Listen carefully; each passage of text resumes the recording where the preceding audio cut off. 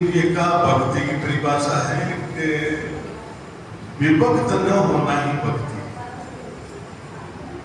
विभक्त न होना ही भक्ति, अपने स्वरूप से विभक्त न होना भक्ति है। बज धातु से भक्ति बनी।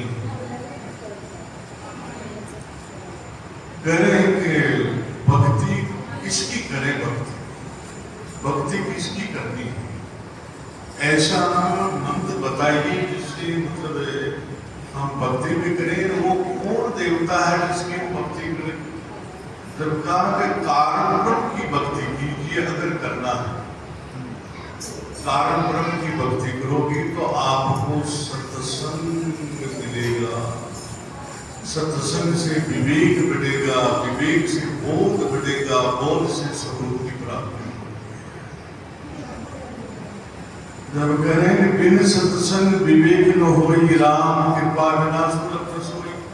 राम कृपा बिना सत्संग की नहीं मिलता, इसलिए ईश्वर की भक्ति करनी चाहिए। ईश्वर की भक्ति कैसे करें? जब का लावा लोग बोले कि आप लाभ को प्राप्त कीजिए, कर ईश्वर भक्ति दुख से छूटे। दुख से छूटने का उपाय ईश्वर भक्ति है। ईश्वर भक्ति से ही आपको आगे से आगे समझ बढ़ेगी, समझ बढ़ेगी तो आपको विवेक विराग से आदि का बोध होकर के आप स्वरूप की स्थिति से संलग्न होने की कोशिश में रहोगे, आगे वृद्धि होगी, प्रगति होगी, और भी स्वरूप का निश्चय करने के लिए आपको निधिध्यासन करके अपने स्वरूप की प्राप्ति की तरफ चले जाओगे। इसीलिए कहा कि इसकी खास जरूरी क्यों है कि जन्म मरण मार्ग बारिश सोहतना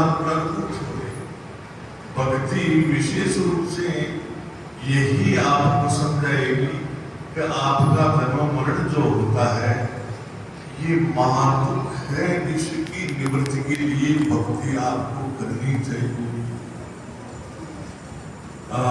जन्म मरण मातुक बारिश हो उतना छोड़े, मानव धर्म का लक्ष्य उपजाओ अमृत छोड़े। ये मानव धर्म का लक्ष्य क्या है? अमृत होगा, मानी अमृत की मतलब जो है जड़ का मूल का है।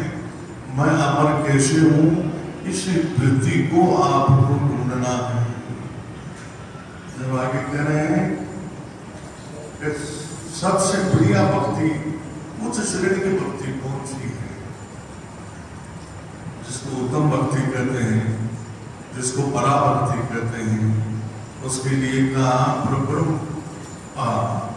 प्रब्रह्म चेतन सबके माई,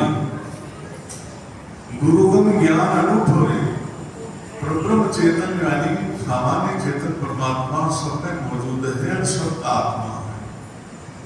गुरुगम ज्ञान अनुभव है, ये गुरुगम ज्ञान है, अनूठा है, ये अजीब तरीके का है। समझ में आता है तो सेकंड में आता है, नहीं तो समय लग जाता है।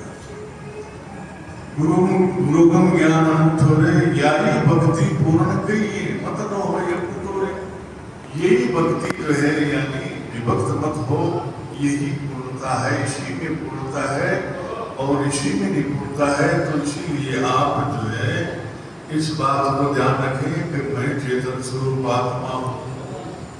ये बात को आप अच्छी तरह समझोगे तो इसको कहते हैं पराभक्ति, यानी प्रकृति से पार की भक्ति। यही है प्रकृति से पार करने वाली भक्ति। जब आगे कहा कि अगर ये समझ में नहीं आती है, कि ये समझ में अगर नहीं आती है तो कहा निष्काम सेवा भक्ति करो, राम भजन में जुटोरी। निष्काम सेवा करो, निष्काम सेवा से अंतःकरण शुद्ध होता है, अंतःकरण शुद्धि से ही आगे जो है भक्ति और सत्संग की तरफ उड़ा जा सकता है। निष्काम सेवा भक्ति कर लो, राम भजन में जुटो रे, राम भजन में लग जाओ।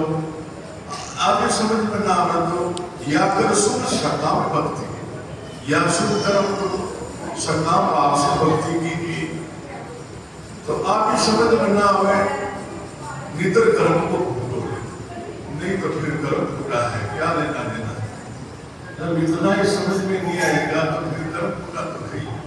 कर्म भूल गए, मानव तक पा करके अगर भक्ति नहीं की तो कुछ भी नहीं किया। आगे कह रहे हैं निर्गुण भक्ति मोक्ष करावे, आत्मज्ञान लक्ष्य तोरे। निर्गुण भक्ति यही मोक्ष की दाता है। निर्गुण भक्ति मोक्ष करावे, आत्मज्ञान लक्ष्य तोरे। सीताराम सोहम जब पिगो अमीरस तोरे। हाँ, लाभा गुण तोरे। इस लाभ को आप प्राप्त कीजिए। कर ईश्वर भक्ति दुख से छूट, कर ईश्वर की भक्ति करके दुख रोग से छूट जाना चाहिए। बोलो सच्चिदानंद भगवान की जय हो।